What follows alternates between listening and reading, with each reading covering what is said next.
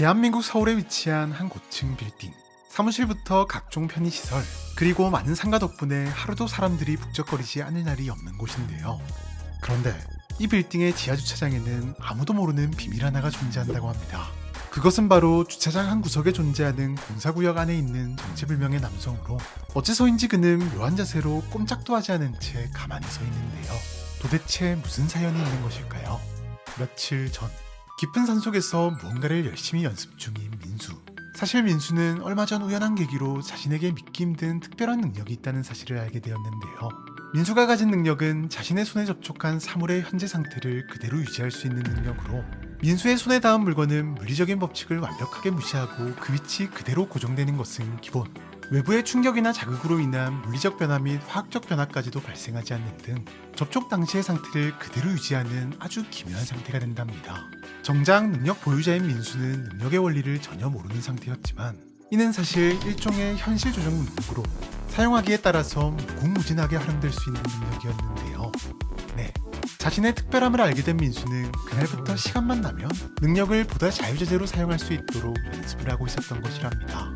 사실 원래부터 민수는 종종 짧은 미래에 발생할 일이 불현듯 머릿속을 스쳐 지나가는 경험을 하기도 했는데, 그때만 해도 자신의 착각 혹은 우연의 일치 정도로 생각했을 뿐 자신이 초능력자라고는 생각하지 못했지만, 이번에 새롭게 능력이 개방되면서 어쩌면 자신이 더 많은 능력을 가진 초능력자일지도 모르며, 가능하다면 자신의 능력을 영화 속 히어로처럼 누군가를 돕는 데 사용하고 싶다는 생각이 들었던 것. 물론 아직까지는 큰 물체의 경우 조금만 움직여도 능력이 풀려버리는 등 갈 길이 멀어 보였지만 말이죠. 그러던 어느 날, 엄마의 심부름으로 동네 빌딩을 찾은 민수. 재빠르게 심부름을 마치고는 여느 때와 다름없이 넘쳐나는 사람들을 피해 자신만의 지름길인 지하주차장을 통해 집으로 향하던 민수는 순간 온몸에 소름이 쫙 돋는 기분 나쁜 쎄함을 느끼는데요. 그리고 곧이어 충격적인 장면이 머릿속을 스치고 지나갔답니다. 다름 아닌 자신이 있는 건물이 빠르게 붕괴되고 있었던 것. 이제는 머릿속에 떠오른 장면이 단순한 착각이 아닌 진짜 일어날 미래라는 사실을 잘 알고 있었기에, 두려움에 빠진 민수는 당장 건물을 빠져나가려 뒤도 돌아보지 않고 달리기 시작했는데요. 하지만 얼마 가지 않아 갑자기 제자리에 멈춰서는 민수. 네, 건물 안에 있는 수많은 사람들이 떠오른 것이었답니다. 물론 너무나도 두려웠지만 사람들을 구하기 위해선 유일하게 건물이 무너지고 있다는 사실을 알고 있는 자신이 도망치면 안 된다고 생각한 민수는 용기를 내 다시 발걸음을 돌렸는데요. 그 순간 다시 한번 여러 장면이 머릿속에 떠오르기 시작했고, 민수는 지하주차장의 한 벽에서 붕괴가 시작되었다는 사실을 포착. 즉시 해당 벽을 찾기 위해 여기저기를 둘러보기 시작했고, 곧이어 무언가를 발견하고는 한자리에 멈춰섰답니다. 민수가 멈춰선 곳 앞에는 이미 균열이가 있는 벽이 있었는데요. 민수는 즉시 경찰과 소방서에 전화를 해 자신이 본 미래와 금이 간 벽에 대해 설명했지만, 쉽게 일어날 만한 일이 아니라 그런지 한시가 급한 민수와 달리 의미 없는 질문만 반복될 뿐이었답니다. 물론 결과적으로 출동한다는 안내를 받긴 했지만 이미 시간은 많이 늦어진 상황. 벽의 균열은 어느새 상당히 커져 있었고, 바닥에서는 아주 미세하지만 간헐적인 진동도 느껴지고 있었는데요. 민수는 붕괴가 코앞까지 다가왔다는 사실을 직감적으로 느낄 수 있었고, 더 이상 지체할 수 없다는 생각에 어떻게든 자신의 능력을 사용해보기로 결심한답니다. 하지만 민수 역시 현재 자신의 능력으로는 아주 조금만 움직여도 능력이 풀려버린다는 것쯤은 알 수 있었고, 결국 최후의 선택을 할 수밖에 없었는데요. 민수가 선택한 것은 자신과 함께 건물의 상태를 멈추는 것으로, 건물의 능력을 발동한 상태로 자신 역시 능력을 이용해 완벽하게 멈춰버린다면 적어도 붕괴만큼은 확실하게 막아낼 수 있을 것이라 판단한 것이랍니다. 민수는 즉시 왼손을 주차장 벽에 가져다 대 능력을 발동시킨 다음 오른손으로 자신의 왼쪽 어깨를 잡고는 다시 한번 능력을 발동시켰는데요. 다행히도 민수의 생각대로 건물의 붕괴는 더 이상 진행되지 않았지만 민수 역시 더 이상 움직일 수 없었답니다. 잠시 후 현장에 도착한 경찰과 소방관은 멀쩡한 건물을 확인하고는 금세 돌아갔지만, 단 한 명, 경찰에 잠입 중이던 재단 소속 현호 요원은 어딘가 수상했던 민수의 신고 전화 내용에 혼자 남아 주차장을 조사했고, 곧이어 민수를 발견하고는 재단에 보고하는데요. 확인 결과 실제로 건물은 부실공사로 인한 붕괴가 상당히 진행된 상태였고, 민수의 능력이 아니었다면 2시간 이내로 완전히 무너져 내렸을 것으로 추정되었답니다. 네, 민수의 용기가 최소 수백 명의 목숨을 구한 것이었는데요. 이후 박사들은 연구를 통해 민수를 원래대로 돌아오게 할 방법을 찾는 데는 성공했지만, 정작 붕괴 자체를 막을 방법은 찾지 못했고, 결국 건물을 안전하게 철거할 방법을 찾기 전까지는 민수가 사람들 눈에 띄지 않도록 하는 격리 절차를 유지한다고 하네요. 여러분, 만약 여러분에게 재단의 요원이나 박사가 될 기회가 생긴다면 어떤 선택을 하실 건가요? 비현실적인 존재들을 만나는 흥미로운 경험이니 한 번쯤은 해보고 싶은 생각도 들긴 하지만, 사실 재단의 요원이 된다는 것은 크고 작은 수많은 사고뿐만 아니라 자칫 변칙성에 말려 자신이 SCP가 될 수도 있는 치명적인 위험에 노출될 수 있다는 것이며, 실제로도 그런 케이스가 은근히 많이 존재한답니다. 그런데 특히 이들 중에서도 SCP가 되어 자신의 정체성을 잃어가는 와중에도 요원으로서의 사명감을 발휘해 자신을 희생하면서까지 재단을 구해낸 존재가 있다고 하는데요. 오늘은 이 존재가 무엇인지, 어떻게 재단을 구할 수 있었는지에 대해서 알아보도록 하죠. 여느 때처럼 재단기지 주변을 순찰 중이던 요원들. 그런데 평소에는 안개라고 없던 장소에 이상하리 많지 자욱하게 낀 안개를 발견하는데요. 네, 뭔가 수상하긴 했지만 또 딱히 특별할 게 없는 그냥 안개였던 터라 이상기후 현상 정도로 박사에게 보고하려던 그 순간 갑자기 안개의 중심부에서 눈알 두 개가 튀어나왔답니다. 이에 즉시 SCP라고 직감한 요원들은 지원 요청과 함께 확보를 시도했는데요. 하지만 안개다 보니 포획 장비에서 금세 빠져나가 버려 포획이 쉽지 않았고, 대상의 변칙성도 제대로 확인되지 않아 상당히 위험할 수 있는 상황이었답니다. 그런데 이번에는 안개 속에서 손이 튀어나오더니 마치 항복을 하는 듯 두 팔을 들어올렸고, 이후 스스로 포획 장비로 들어가더니 격리실까지도 순순히 따라 들어왔는데요. 이 녀석 대체 정체가 뭘까요? 이후 박사들은 녀석을 SCP-20-KO로 지정, 연구를 통해 녀석의 변칙성 몇 가지를 알아내는 데 성공한답니다. 먼저 20-KO의 본질은 보이는 그대로 안개였는데요. 구성 성분 자체도 보통의 안개와 똑같아 주변 습도에 따라 크기나 밀도가 달라지는 등 안개가 가진 특성을 그대로 가지고 있지만, 한 가지 결정적으로 다른 점은 녀석이 인간의 특성도 가지고 있다는 것. 20-KO를 이렇게 비가시광선을 통해 관찰하면 짙은 안개 속에 숨어있던 다양한 인간의 신체 기관이 드러나는데, 분명 하나하나 분리되어 있는 데다 전부 각기 다른 신체의 것으로 보이지만 녀석은 이것들을 자유자재로 움직이고 사용하는 것이 가능하답니다. 심지어 20-KO 내부에 있는 손상된 발성기관을 치료하자 녀석은 말을 하기도 했는데, 대화 결과 요원과의 직접적인 의사소통이 가능한 인간 수준의 지성을 가지고 있었는데요. 게다가 더 흥미로운 것은 녀석이 SCP가 되기 전의 정체, 20-KO의 유독 협조적인 모습에 항상 의문을 품고 있던 스완 요원은 녀석의 격리실에 있는 환풍구를 발견하고는 녀석에게는 도망칠 의사가 아예 없다는 것을 확신했고, 무슨 속셈이냐는 요원의 질문에 20-KO는 다소 충격적인 고백을 하는데요. 바로 자신이 재단의 요원이었던 것 같다는 것. 물론 증거나 구체적인 기억은 없는 상황이었지만 다른 건 몰라도 그 사실 하나만큼은 처음부터 분명하게 느껴졌다고 말했답니다. 사실 녀석은 확실히 다른 SCP들과는 결이 달랐는데, 일단 순순히 요원들을 따라온 것부터 재단의 격리나 연구에도 익숙한 듯 상당히 협조적이었던 것은 물론, 녀석이 가진 신체 기관 중 일부가 과거 임무 도중 사망한 것으로 추정되는 요원의 것으로 밝혀지기도 했답니다. 또한 면담을 통해 20-KO가 변칙성에 노출되어 정체성을 잃어갔던 수많은 요원들이 보인 정체성 혼란 증세를 겪고 있다는 사실을 알 수 있었는데, 실제로 녀석은 자신의 변칙성을 이용해 가습기 요원 역할이라도 하겠다며 유일하게 남은 요원으로서의 정체성만큼은 무슨 일이 있어도 지키고 싶어 하는 듯 보였는데요. 하지만 일방적인 주장만 가지고 SCP를 요원으로 인정할 수는 없는 노릇. 그저 스완 요원만이 20-KO의 의견을 다방면으로 고려하며 고민에 빠져 있을 무렵 재단 전체가 20-KO에게 큰 은혜를 입는 사건이 발생했으니, 평소와 크게 다를 바 없는 하루를 보내던 재단. 그런데 갑자기 재단 기지 전체에 비상경보가 울리기 시작했는데요. 다름 아닌 기계 파손으로 기억 소거제 누출 사고가 발생한 것. 기체 상태의 A급, C급 기억 소거제가 기지 전체에 빠르게 퍼지기 시작하면서 모든 직원이 동시에 의식을 잃은 터라 수습도 불가능해 엄청난 피해가 예상되는 상황. 그런데 약 30분 후 사고는 빠르게 수습되었답니다. 이게 어떻게 된 일일까요? 확인 결과 피해가 확인된 것은 20-KO의 격리실과 쓰러져 있는 20-KO 둘뿐. 그것 말고는 눈에 띄는 피해가 전혀 없었는데요. 도무지 영문을 알 수 없는 상황에 CCTV를 확인한 박사들은 놀라지 않을 수 없었답니다. 네, 모두가 의식을 잃어가는 사이 오직 20-KO만이 분주히 움직이며 모두를 구해냈던 것인데요. 그것도 완벽한 대처로 말이죠.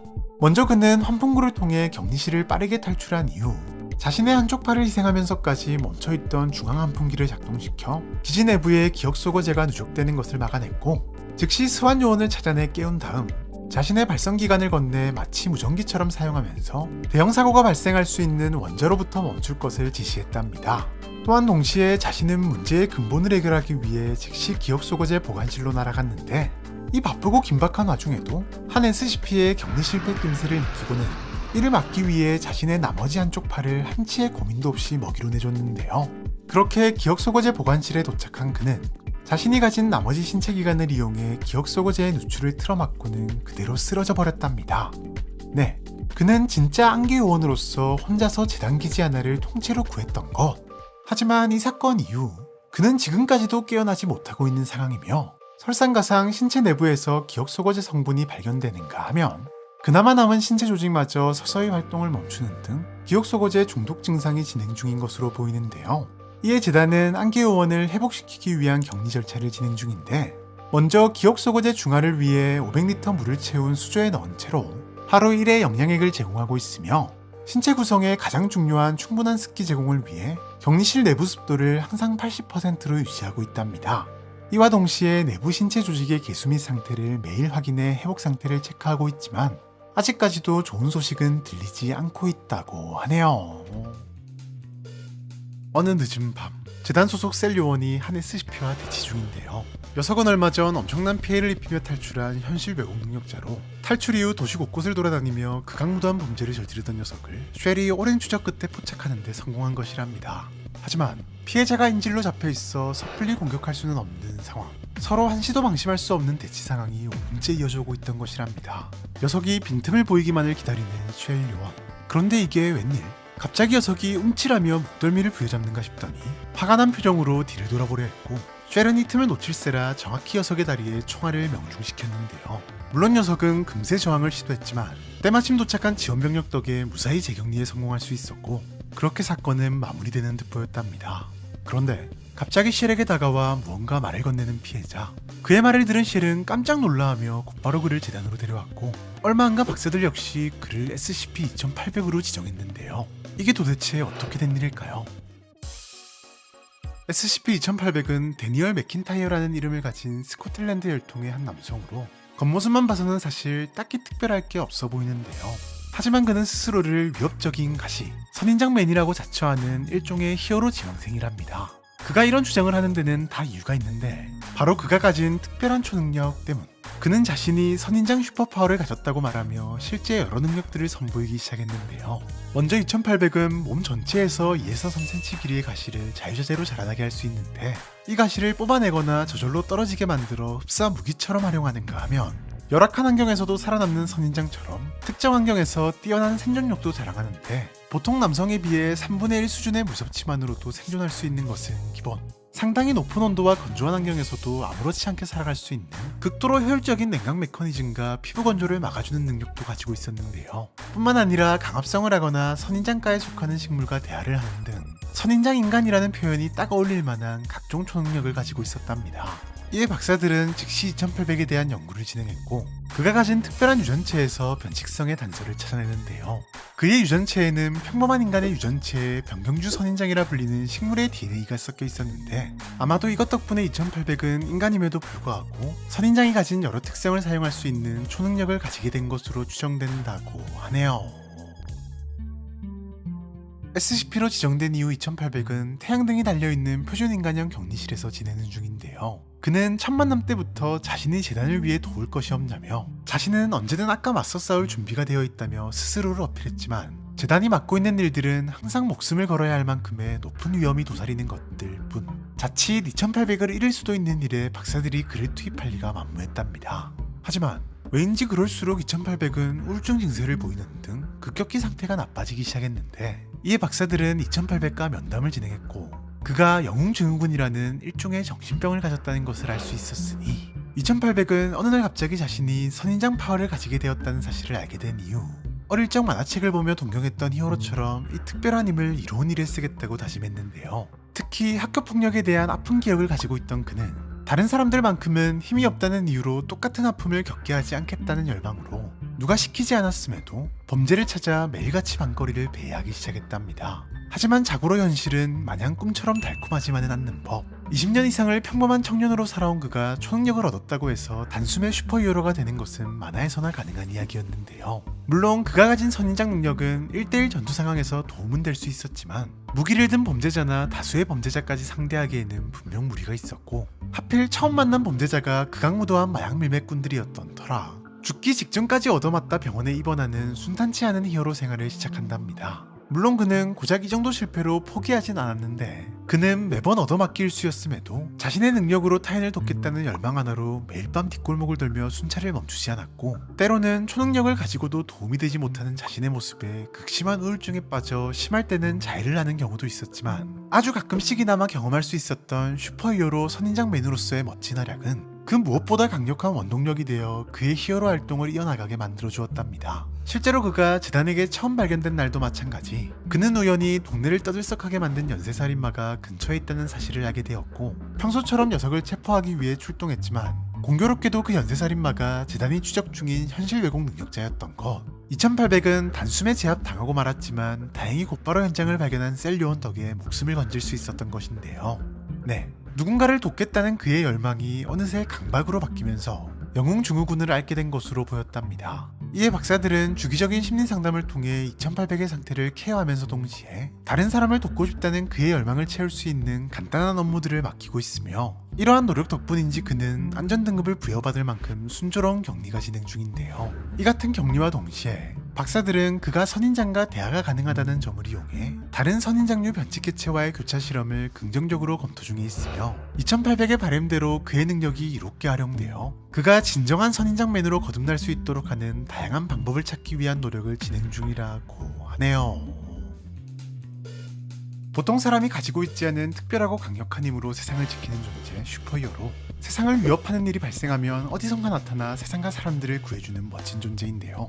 네, 각종 요상한 물건들부터 위험천만한 괴물들까지 득실거리는 SCP-세계관에 특히나 꼭 필요한 존재가 아닌가 싶은 생각이 드는데 놀랍게도 실제로 존재한다고 합니다. 그것도 재단과 아주 특별한 관계를 가진 슈퍼히어로가 말이죠. 오늘은 재단이 키워낸 최강의 히어로 SCP-241에 대해서 알아보도록 하죠. 재단이 처음 241을 만난 건 한 강도미수 사건 현장에서였는데요. 며칠 전 야근을 마치고 늦은 밤 기가를 하던 A양은 계속해서 누군가 자신을 쫓아오는 느낌을 받는답니다. 아니나 다를까 빠르게 발걸음을 옮기던 그녀 앞에 갑자기 남성 한 명이 나타나 총을 꺼내 들었고 순간 겁에 질린 A양은 온몸이 굳어 도망치지도 못하고 벌벌 떨고만 있었는데요. 자칫 큰일이 날 수도 있는 상황. 그런데 그 순간 갑자기 범인이 들고 있던 총이 공중으로 떠오르기 시작했고 범인이 당황한 틈을 타 A양은 빠르게 도망치는 데 성공한답니다. 이후 A양의 신고로 범인이 체포되며 사건이 일단락되는 듯 보였지만 경찰에 잠입 중이던 재단 요원에게만큼은 여전히 풀리지 않는 문제가 하나 남아있었는데 바로 총이 공중으로 떠올랐다는 증언. 네, 분명한 변칙적 현상이었기 때문인데요.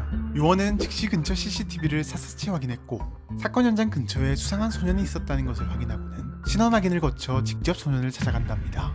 초능력에 대해 묻는 요원에게 소년은 의외로 덤덤하게 대답을 이어나갔는데 소년이 들려주는 놀라운 이야기를 들은 요원은 소년을 곧장 재단으로 데려올 수밖에 없었고 박사들 역시 소년을 SCP-241로 지정할 수밖에 없었으니 241은 갈색 머리를 가진 7살의 소년으로 평범한 외모와 달리 약간의 염동력과 잠재적인 현실 조작 능력을 가진 것이 확인된 변칙적 존재인데요.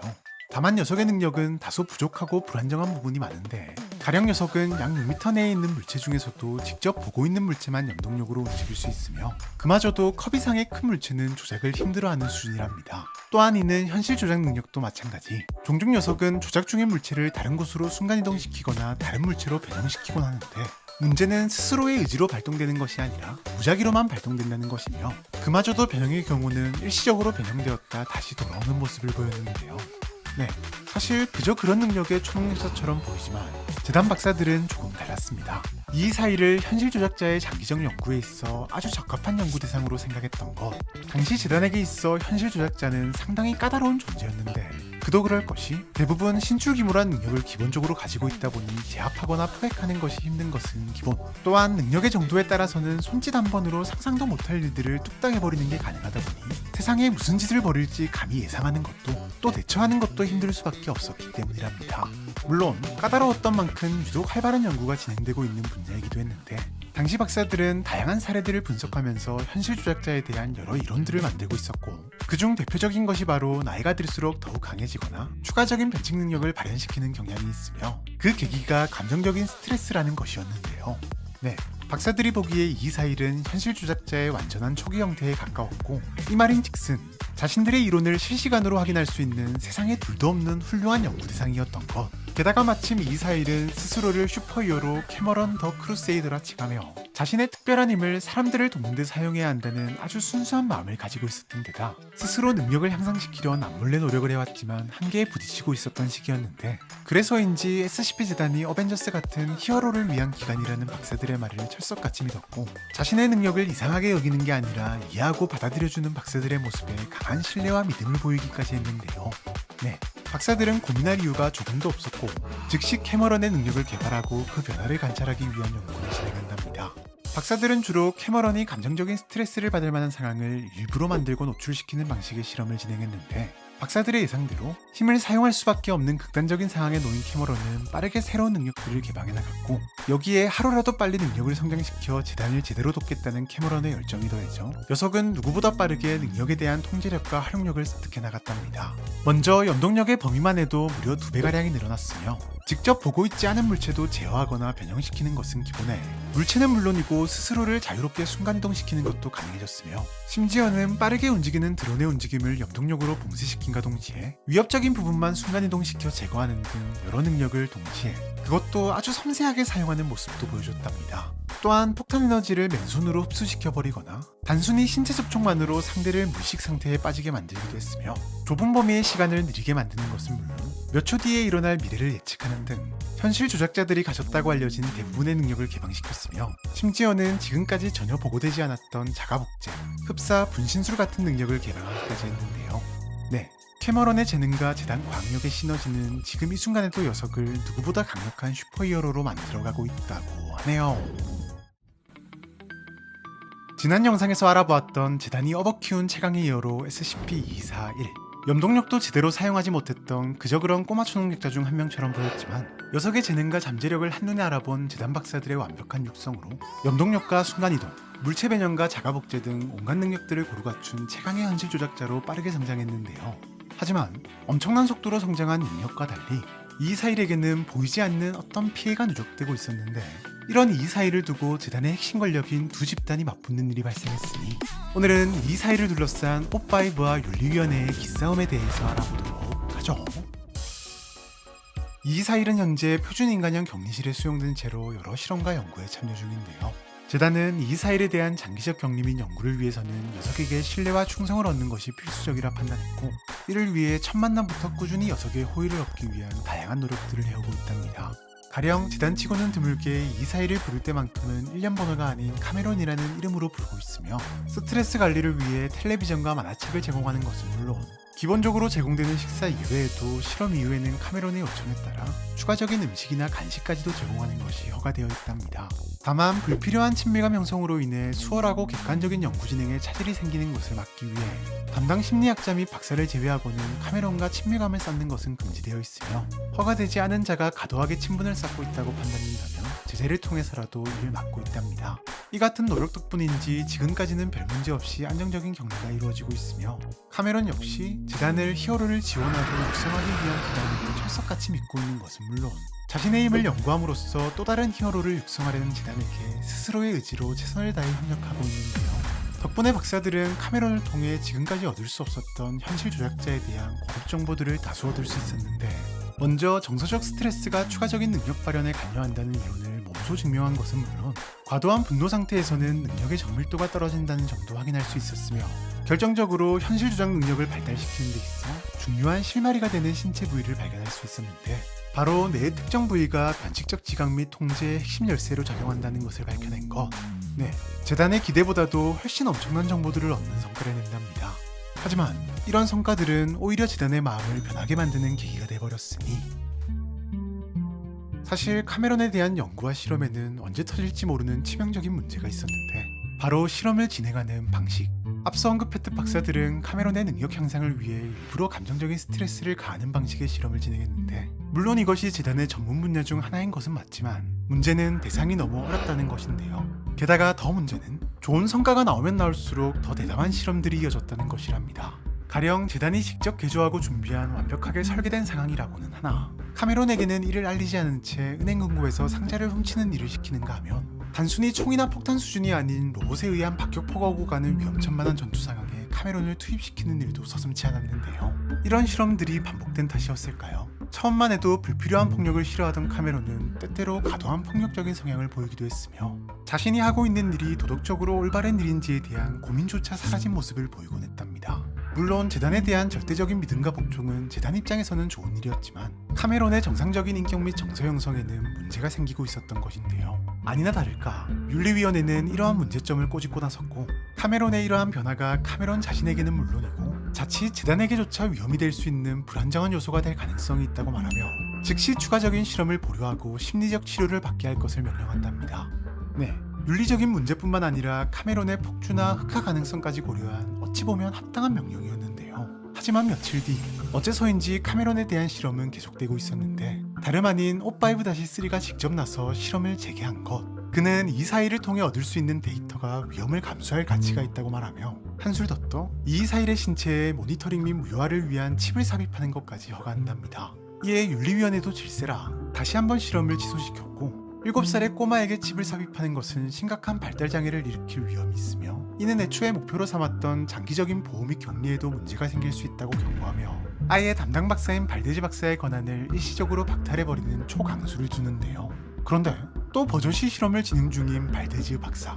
네, 이번에도 역시 O5-3가 직접 나서 실험을 재개한 것이었는데, 그는 이 모든 실험이 SCP 하나보다 훨씬 중요하다고 강조하며 현실 조작과 관련된 신체 부위를 알아낸 이 시점에 더욱 연구에 박차를 가함으로써 현실 조작 능력을 인공적으로 유도할 수 있는 방법, 그리고 무효화할 수 있는 방법을 알아내는 것이 장기 격리 및 연구보다 우선순위에 있다고 말했답니다.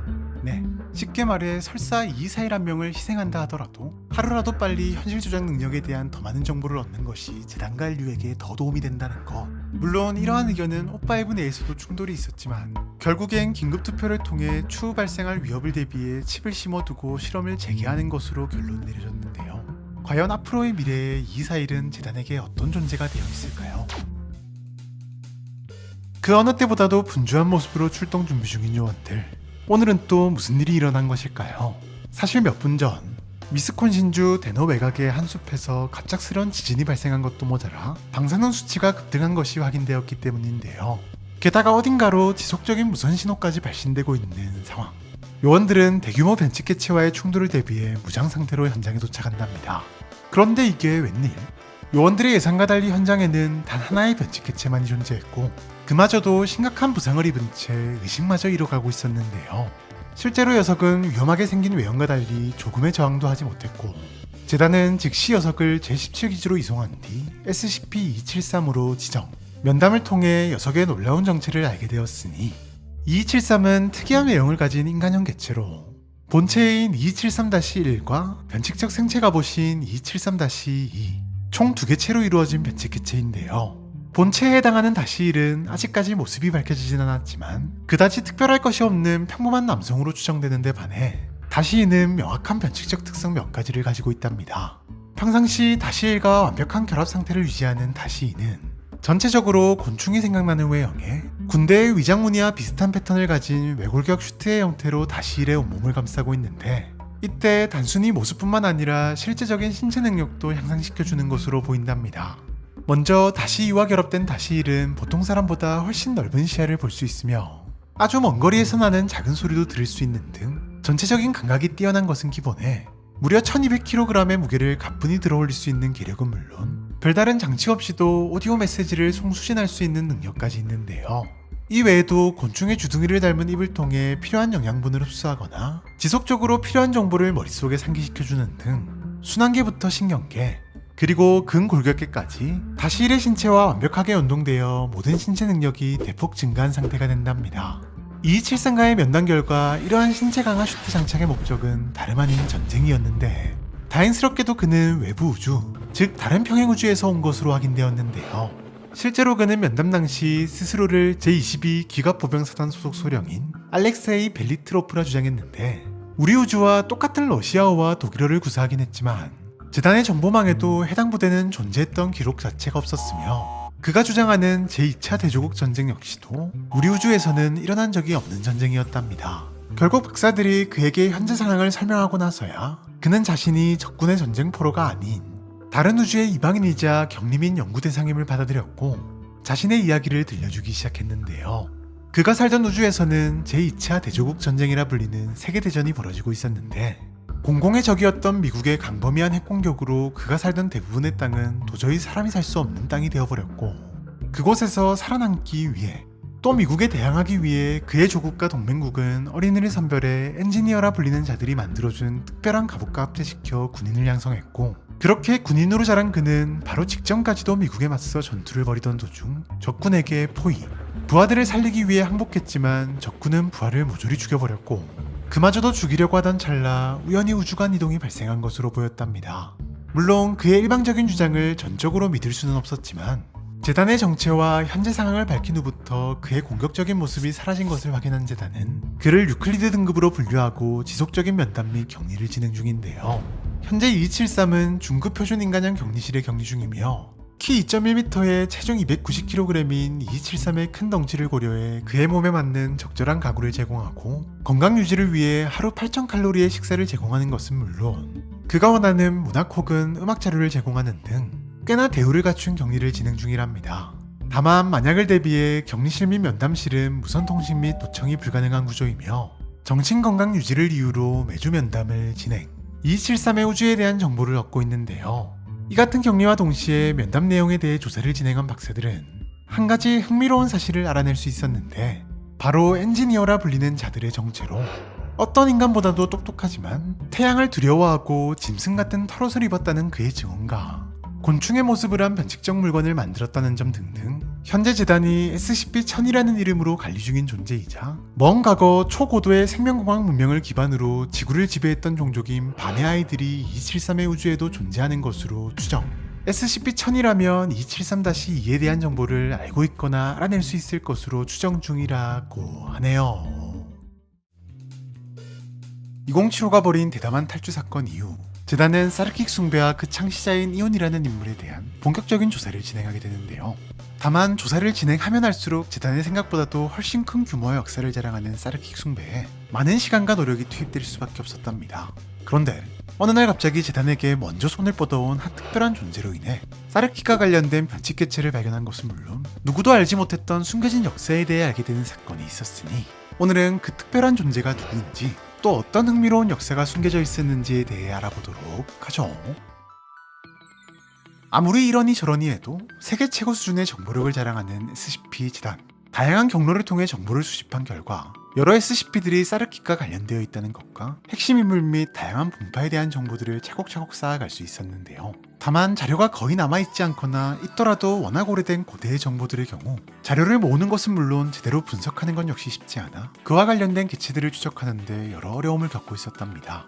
그러던 와중 어느 날 정체를 알 수 없는 누군가로부터 솔깃한 제보 하나가 도착했으니 재단 소속 제143기지로 먼저 연락을 취해온 그는 여러 변칙적 존재들이 있는 장소를 언급하며 재단에게 도움의 손길을 요청해왔는데 그가 언급한 내용 중 일부에는 사르킥과 관련 있어 보이는 여러 단어들이 포함되어 있었는데요.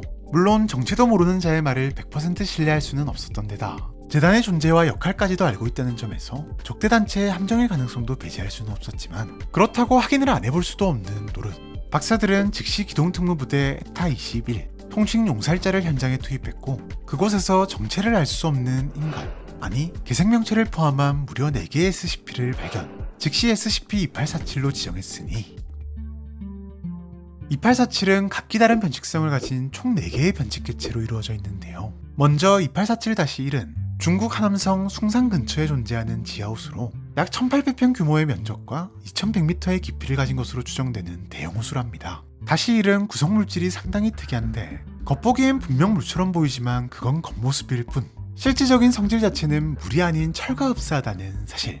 게다가 일반 철과는 달리 파괴되더라도 시속 200리터의 속도로 자가복구되는 특별한 변식성까지 가지고 있는데요. 이런 다시1에는 인간이면서 동시에 괴물의 신체를 가지고 있는 남성인 2847-2가 몸이 반쯤 처박힌 요상한 자세로 쓰러져 있는데, 확인 결과 그는 마치 뱀의 비늘을 닮은 어두운 비늘이 상반신을 덮고 있었으며 다리는 서로 들러붙어 커다란 종양덩어리 같은 모습이 되어 있는가 하면 오른팔에 비해 왼팔이 눈에 띄게 크고 왼팔과 왼손에서 여러 개의 관절이 관찰되는 등 사르킥 특유의 형태로 변형된 신체를 가진 것으로 밝혀졌지만 어째서인지 변형 과정에서 중단된 것으로 보였는데요. 또한 그의 등에는 길이 6cm의 베릴륨 청동 합금못이 7개나 박혀 있었으며 왼손에는 약 16cm의 무쇠침을 들고 있는 것으로 확인되었는데, 정황상 이것이 물처럼 보이는 철인 다시를 만들어낸 원인, 즉 현 상황의 핵심인 것으로 추정되면서 2847로 지정되었답니다. 이렇듯 제보대로 여러 변칙 개체들이 발견되었지만 한 가지 이상했던 점은 다시 이의 경우 자극에 반응하는 등 분명히 살아있는 것으로는 보였지만 의사소통이 불가능한 상태라 제보자로는 보이지 않았다는 것. 또한 다시 이에 대한 DNA 검사에서도 한쪽에 가깝다는 것만 확인될 뿐 정확히 그가 누구인지는 알 수 없어 왜 이러고 있는 것인지를 알 수가 없었는데요. 다만 이 모든 의문은 다시 이 근처에서 발견된 또 하나의 변칙 개체인 2847-3이 발견되면서 해소될 수 있었답니다. 청동으로 만들어진 1m 크기의 정육면체 기계장치인 다시3은 무려 기원전 1900년경에 만들어진 것으로 추정될 만큼 오래된 장치였음에도 신기하게도 인공지능이 탑재되어 있었는데, 심지어 녀석은 중국어는 물론 영어와 노어, 그리고 라틴어와 고대 그리스어 등등 다양한 언어를 자유자재로 구사하는 것은 기본, 동력원 없이도 작동하는가 하면 네트워크 연결 없이도 인터넷 접속을 하는 등 보기와는 달리 엄청난 기술력으로 만들어진 듯 보였는데요. 네, 재단에게 연락을 했던 것도 다름 아닌 다시3이었던 것으로 보였답니다.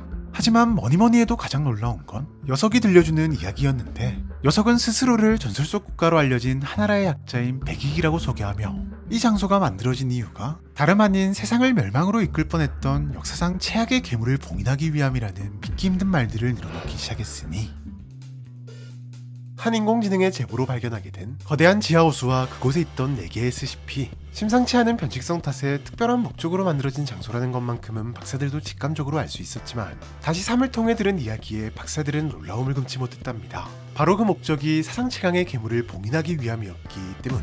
오늘은 수천 년 전 이곳에서 도대체 무슨 일이 있었는지, 또 봉인되어 있는 괴물은 누구인지에 대해서 알아보도록 하죠.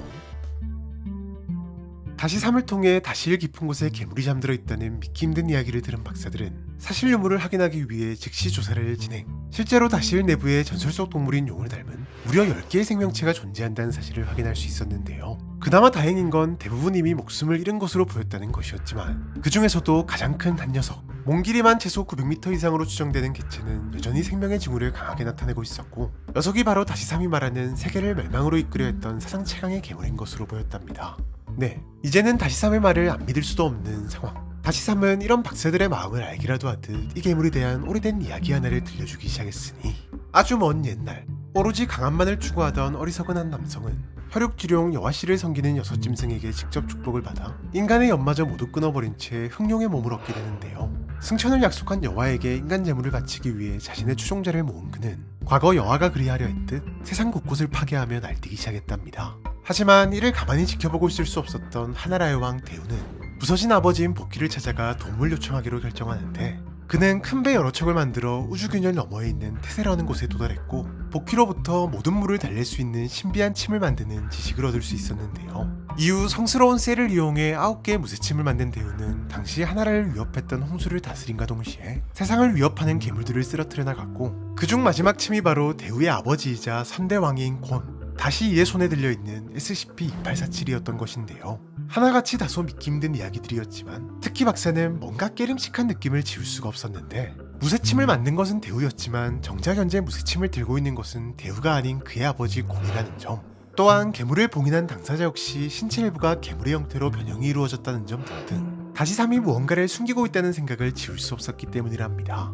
이에 박사는 본격적인 협력을 약속하며 모든 것을 숨김없이 이야기해줄 것을 요청했고, 박사의 진심을 들은 다시3은 한동안 침묵을 유지하더니 갑자기 싹 달라진 말투로 그 누구도 알지 못했던 숨겨진 역사에 대해 말하기 시작했으니, 이야기는 다시 대우가 복귀를 찾아 태세에 방문한 시점으로 돌아가는데, 사실 이때까지만 해도 하나라는 괴물이 아닌 홍수 때문에 큰 위기를 겪고 있었고, 물을 철로 만드는 침으로 홍수를 다스린 대우는 영웅이자 전설로 받들어지게 된답니다. 하지만 그가 태세에서 본 다른 무언가로 인해 그의 마음속에는 위험한 불꽃이 피어오르기 시작했는데, 바로 강인한 인과 불멸의 신체를 얻고 싶다는 욕망, 그리고 그 욕망을 선사한 존재는 다름 아닌 여와였는데요. 이후 대우는 비밀리의 여와를 숭배하기 시작했고, 그 결과 힘을 부여받아 괴물이 된 대우는 오직 자신의 욕망만을 채우기 위해 주변 나라는 물론 자신의 백성까지도 죽이기 시작한답니다. 네, 세상을 멸망으로 이끌어 했던 괴물은 과거 세상을 구했던 영웅 대우였던 것. 괴물 대우의 강력한 힘 앞에 하나라는 빠르게 무너져갔고, 더 이상 희망조차 보이지 않았던 그때, 대우의 아버지인 고는 직접 대우를 찾아 나섰는데요. 고는 대우에게 자신 역시 용이 되길 원한다고 말하며 깊은 지하옷으로 그와 부하들을 유인했고, 과거 대우가 만들었던 마지막 무쇠침을 이용해 스스로를 희생하며 괴물들을 봉인하기에 이른답니다. 네, 대우를 바른 길로 이끌지 못했던 자신을 자책하며 스스로 감옥의 열쇠가 되길 자처했던 것. 이후 하나라의 충신들은 선대왕의 의지를 이어가기 위해 그의 등에 베를린 총동못 7개를 박아 생명을 오랜 시간 유지할 수 있도록 만들었고, 덕분에 수천 년간 봉인이 이어져 올 수 있었던 것인데요. 정황상 다시삼의 이야기가 거짓이라 보기는 힘들었기에 재단은 안정적인 격리를 위해 신속히 기지 건설 및 여러 조치들을 취했고, 현재는 다시삼과 꾸준히 면담을 진행하며 격리 유지 및 정보 확보에 힘쓰고 있다고 하네요. 2022년 10월 1일, 바쁜 한 주를 보내고 주말을 맞이한 SCP-재단 한국지부의 방자요원은 오랜만에 헌혈의 집을 찾았답니다. 사실 몇 년 전만 해도 꾸준히 헌혈을 해오던 그였지만, 이 시국이 전 세계를 강타하면서 혹시나 하는 불안함에 선뜻 헌혈을 하기가 쉽지 않아 입구 앞에서 발걸음을 돌리기를 수차례. 늦게나마 헌혈과 호흡기 바이러스 감염은 무관하다는 사실을 알게 되면서 잊고 있던 헌혈이 생각났기 때문인데요. 오랜만에 기분 좋게 발걸음을 옮기던 방자요원. 하지만 그는 이내 깜짝 놀랄 수밖에 없었답니다. 헌혈의 집에 들어서자마자 발견한 아주 익숙한 이름 때문이었는데요. 입구 근처엔 커다란 입간판 하나가 세워져 있었는데, 거기엔 다름 아닌 현재 방자요원이 비밀리에 조사 중이던 요주의 단체 이름이 떡하니 적혀 있었던 거. 피망교. 이들은 최근 한국뿐만 아니라 세계 각지에서 활발한 활동을 보이기 시작한 요주의 단체로, 주로 특정 종교단체로 위장해 사람들에게 접근한 뒤 특유의 방식으로 세뇌시킴으로써 자신들의 단체와 교주를 위해서라면 어떤 일도 서슴지 않는 상태로 만드는 것으로 악명 높은데요. 실제로 이 단체에 의한 가출이나 가정피해가 끊이질 않고 발생하는 탓에 수차례 뉴스에도 보도될 만큼 최근 사회적 문제로 떠오르기도 했답니다. 물론 처음만 해도 재단은 이 단체에 큰 관심을 두지 않았는데, 흔한 사이비 종교 중 하나일 뿐 SCP와는 관련이 없다고 여겨졌기 때문. 하지만 최근 해당 단체가 세뇌에 있어 변칙적 방법을 활용한다는 정황이 포착되면서 재단은 즉시 비밀리에 조사를 진행, 외부에는 알려지지 않은 피망교의 어마어마한 실제 규모와 자본을 파악할 수 있었고, 심지어는 재단을 포함한 각종 단체에 엄청난 수의 스파이를 심어둔 사실까지 확인할 수 있었는데요. 네, 재단은 녀석들이 변칙개체를 활용해 무언가를 꾸미고 있다고 판단해 지속적인 조사를 진행 중이었는데, 이렇게 전혀 예상하지 못한 곳에서 떡하니 이름까지 내걸고 활동 중인 것을 보자 당황할 수밖에 없었던 것이랍니다. 즉시 상황 파악에 나선 요원은 다시 한번 충격을 받을 수밖에 없었는데, 헌혈 캠페인과 봉사활동이라는 명목 아래 공식적으로 헌혈의 집과 협업을 진행 중이라는 사실을 알게 되었기 때문인데요. 네, 최근 급격하게 부족해진 혈액 공급을 맞추기 위해 어쩔 수 없이 전국 헌혈의 집에서 피망교와의 협업을 진행 중인 것으로 보였답니다. 하지만 아무리 생각해도 방자요원은 묘한 이질감을 떨쳐낼 수가 없었는데, 지금까지는 주로 특정 종교를 가장하는 등 정체를 숨긴 채 활동을 이어나가던 녀석들이 갑자기 떡하니 이름까지 내걸고 활동한다는 것이 아무래도 수상했기 때문인데요. 이에 즉시 조사에 돌입한 방자요원은 그들이 헌혈을 이용해 변칙성을 띠는 몇몇 특별한 신도들의 혈액을 전국 각지의 병원에 공급함으로써 뭔가 일을 꾸미고 있다는 사실을 알아낼 수 있었고, 이런 기가 막힌 상황이 벌어질 정도로 혈액 부족이 심각하다는 현실에 비통한 마음을 숨길 수 없었는데요. 하지만 더 큰 문제는 이 다음이었습니다. 표면적으로는 정상적인 형태의 협업이었던 터라 그들의 활동을 막아낼 명분이 없었고, 그렇다고 문제가 될 수 있는 특별한 혈액만 분류해내는 것도 현실적으로 힘든 상황. 게다가 혈액 부족이라는 근본적인 문제를 해결할 수 있는 대처 방안 없이 억지로 그들을 막았다가는 오히려 혈액이 필요한 사람에게 더 큰 피해가 갈 수 있었기 때문인데요. 결국 오랜 시간 고민을 거친 재단은 지금까지와는 조금 다른 방식으로 이 문제를 해결하기로 결정한답니다. 바로 재단 내에 헌혈 부서를 신설해 헌혈에 대한 잘못된 정보를 바로잡고 개인이 무리하지 않는 선에서 헌혈을 독려, 헌혈 증서 기부 프로젝트를 진행하기로 한 것인데요. 네, 모두가 조금씩 마음을 모아 심각한 혈액 부족 현상을 해결한다면 자연스레 피망교와의 협업을 막을 수 있을 것이라 생각한 것이랍니다. 이후 헌혈 프로젝트에 대한 소식은 재단 전체에 퍼져나갔고 박사나 요원은 물론 디그까지 자신의 헌혈에 참여하는 진풍경이 벌어졌답니다. 또한 어떻게 한 것인지 몇몇 요주의 단체에서 자신들도 동참하겠다는 뜻을 밝히며 연락을 취해왔고 실제로 꽤나 많은 요주의 단체가 저마다의 방식으로 참여하면서 프로젝트는 성황리에 종료, 사상 처음으로 모든 요주의 단체가 힘을 합친 역사적인 사건으로 기억되고 있다고 하네요. 유난히 한적했던 2021년 8월 9일의 제41기지 하급연구원으로 이제 막 재단 생활을 시작한 로렌 콜버트는 최애 메뉴가 나왔다는 소식에 기쁜 마음으로 구내식당으로 향하고 있었는데요. 그런데 그 순간 외마디 비명소리와 함께 연구원 한 명이 겁에 질린 표정으로 뛰어오더니 그대로 콜버트와 충돌했답니다. 어찌나 세게 부딪혔는지 안경까지 날아가 버린 상황. 하지만 콜버트에게 갑작스럽게 찾아온 시련은 이제 시작이었으니 갑자기 위험 상황임을 알리는 경보가 기지 전체에 울리기 시작한 것. 깜짝 놀란 콜버트는 아픈 것도 잊은 채 급히 안경을 찾아 착용했지만 그 순간 자신의 눈을 의심할 수밖에 없었는데요. 분명 격리실에 있어야 할 위험천만한 녀석이 바로 자신의 눈앞에 있었던 것. 순간 상황 파악을 끝낸 콜버트는 곧바로 반대 방향으로 달리기 시작했답니다. 하지만 원인 불명의 격리 파기 사태로 인해 탈출한 녀석은 애석하게도 한 녀석뿐만이 아니었고 진퇴양난에 빠진 콜버트는 급히 눈앞에 보이는 격리실로 들어가는 선택을 하는데요. 물론 당장 살기 위한 어쩔 수 없는 선택이었지만 결과는 그리 좋지 않았는데 콜버트가 격리실에 들어가자마자 무언가가 그를 맞이했기 때문이랍니다. 콜버트를 맞이한 것은 다름 아닌 한 명의 박사였는데 그의 모습을 본 콜버트는 찰나의 순간 지나친 격리실 안내판 속 번호가 떠올랐고 다시 한번 절망에 빠질 수밖에 없었는데요. SCP-7992는 1971년 현재는 사라진 생물 노인학부의 한 연구실에서 발견된 변칙개체로 과거 충격적인 사고를 일으키며 재단을 발칵 뒤집어 놓았던 녀석인데요. 사실 원래 녀석의 모습은 평범한 고릴라와 다를 바가 없지만 녀석에겐 인간 사냥에 특화된 다수의 변칙성이 있는데 먼저 녀석은 자신이 목격한 포유류로 둔갑하는 것이 가능하며 이때 겉모습으로는 구분하는 것이 불가능할 정도의 완벽한 수준을 자랑하는 것은 물론 목소리와 언어 역시 일종의 미미적 변칙성을 이용해 자신이 하는 말을 상대방으로 하여금 원래 사용하는 언어로 알아듣게 만든답니다. 다만 괴력만큼은 그대로 유지되기 때문에 보통 경계심을 없앤 다음 강력한 힘으로 상대방을 공격해 제거하며 이 과정에서 설사 상대가 반항한다 해도 녀석이 가진 마지막 변칙성인 불사의 신체 덕분에 어떤 공격에도 죽기는커녕 작은 피해조차 입지 않는데요. 첫 발견 당시도 마찬가지.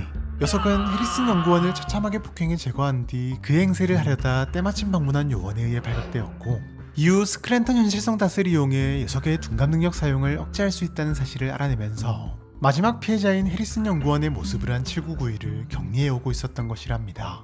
물론 격리의 성공과는 별개로 주요 인력이었던 해리슨 연구원의 부재로 인해 생물노인학부 자체가 통째로 사라지는 등 크고 작은 후폭풍이 이어졌고 이에 평의회가 직접 나서 억울하게 죽은 해리슨을 추모하기 위한 사후 재단 훈장 수여부터 사고 재발 방지를 위해 7992에 대한 상호작용 금지 및 영구적인 격리 절차 수립을 지시하는 등 당시 큰 이슈가 되었던 사건이었는데요. 네, 원래라면 콜버트의 보안 등급으로는 절대 열리지 않았을 격리실이었지만 격리 파기 사태로 인해 보안 등급 요구 수준이 일시적으로 낮아진 탓에 출입이 가능했던 것으로 보였답니다. 언젠가 문서에서 읽었던 7992에 대한 내용 전부가 떠오른 콜버트는 자신 역시 눈앞의 괴물에게 온몸이 뜯기진 않을까 공포에 떨고 있었는데요.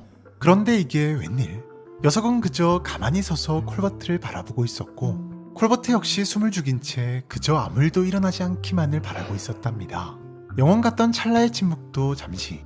놀랍게도 녀석은 먼저 말을 걸어왔는데 누가 들어도 사람 같은 목소리에 잠시 긴장이 풀릴 뻔했지만 공허하기 그지없는 눈동자를 보고는 다시 한번 정신을 차리려는 찰나 녀석이 서서히 다가오는가 싶더니 소리를 지르며 빠르게 달려오기 시작했는데요. 순간 정신이 번쩍 든 콜버트는 즉시 격리실을 빠져나왔고 마지막으로 녀석이 반복해서 중얼거렸던 말이 어딘가 마음에 걸리긴 했지만 살기 위해 격리실 문을 닫았답니다.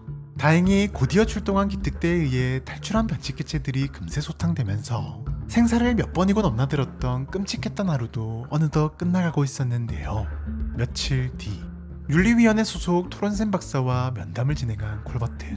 형식적으로는 격리 파기 사고에 대한 조사를 위한 면담이었지만 면담을 마친 콜버트는 어딘가 찜찜한 마음을 숨길 수가 없었답니다. 어째서인지 질문 대부분이 7992와 관련된 내용이었던 데다 트라우마 방지라는 명목으로 기억 속어 처방을 받을 것을 적극적으로 권했기 때문. 네, 마치 799E와 관련해서 무언가 숨길 것이 있는 사람처럼 말이죠. 사실 콜버트는 예전부터 799E의 문서 내용에 대해 몇 가지 의구심을 가지고 있던 터라 피어오르는 호기심을 참을 수 없었고 조심스레 그녀의 뒤를 밟아보기로 결정. 이번 사건으로 인해 무려 50년 만에 드러난 충격적인 재단의 비밀을 알게 되었으니 예상치 못한 격리 파기 사고에 휘말리면서 살기 위해 어쩔 수 없이 눈앞에 있는 격리실로 들어가는 위험한 선택을 하게 된 콜버트. 아니나 다를까 그를 기다리고 있는 건 과거 박사 한 명을 처참하게 살해하고 그의 모습까지 빼앗은 위험천만한 존재였는데요. 다행히도 그는 격리실에서 빠져나와 안전히 구출되는 데까지 성공했지만 상담을 맡은 토론센 박사가 799E에 대해 뭔가를 숨긴다는 것을 느끼고는 그녀의 뒤를 밟아보기로 결정. 잠시 후 도무지 이해할 수 없는 광경을 목격한답니다. 다름 아닌 토렌센 박사가 제 발로, 그것도 혼자서 799E의 격리실 안으로 들어가는 것을 목격한 것인데요. 네, 평소에는 위험하기만 하고 얻을 정보가 없다는 이유로 출입 전 반드시 허가를 받아야 하는 것은 물론 무장요원과의 동행이 필수인 곳에 말이죠.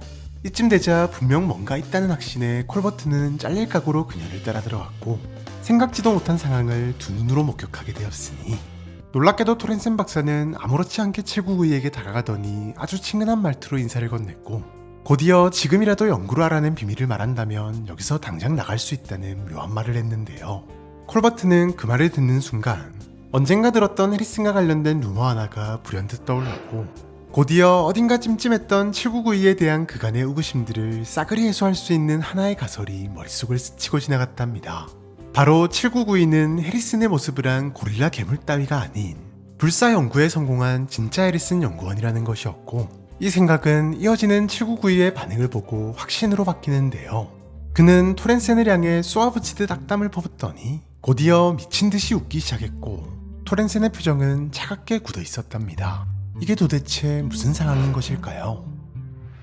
재단 권력의 정점에 서 있는 극소수의 인원인 옵5 평이엘. 국가도 꼼짝 못하는 재단의 권력을 한껏 맛본 탓이었을까요? 아니면 수십 년간 온갖 변칙 개체에 대한 정보를 여과 없이 접해서였을까요? 그들은 어느 순간부터 불사에 대해 집착하기 시작했고 평이의 특별 지시로 새로운 연구부서 하나가 창설된답니다. 네, 부서의 이름은 바로 생물노인학부로 생물노인학부의 주요 연구 주제는 바로 불사였는데요. 당시 연구의 주축이었던 해리스는 온갖 노력 끝에 불사의 비밀을 찾아낸 것은 물론 스스로가 실험체가 되어 실제로 적용하는 데까지도 성공했지만 정작 보고를 앞두고는 문득 걱정이 밀려왔답니다. 자신이 지금까지 봐온 평이의 모습으로 미루어 보아 그들이 불사의 신체를 얻고 영원한 권력을 가지게 된다면 어떤 위험천만한 일이 벌어질지 감히 예상조차 불가능했기 때문인데요. 결국 그는 모든 연구 데이터를 파괴하고 불사의 비밀을 숨기려 했지만 안타깝게도 끝까지 평이를 속일 수는 없었고 그들의 분노를 산 해리스는 그럴싸한 스토리를 가진 SCP가 되어 무려 50년이라는 세월 동안 아무도 찾지 않는 격리실에 갇혀 있었던 것인데요. 네, 그제서야 콜버트는 수많은 의구심이 풀리기 시작했답니다. 당시만 해도 단지 극심한 공포에 휩싸여 들리지 않았다고 생각한 SRA의 소음은 애초부터 그의 격리에는 SRA가 사용되지 않았기 때문이었으며 799E에 대한 설명과 격리 절차에 포함되어 있던 과하다 싶었던 여러 정보들 역시 예상치 못한 상호작용이나 호기심을 막기 위한 거짓 정보였다는 사실은 물론 첫 대면 당시에는 그저 미친 소리라고만 생각했던 그가 반복해서 외쳤던 말의 의미까지도 이제는 어렴풋이나마 알 수 있었는데요. 오랜 시간 숨겨져 왔던 충격적인 진실과 함께 재단의 끔찍한 처리 방식을 알게 된 콜버트는 즉시 이 사실을 동료들에게 알리기 위해 격리실을 빠져나왔지만 애석하게도 진실은 그 누구에게도 전해지지 못했다고 하네요.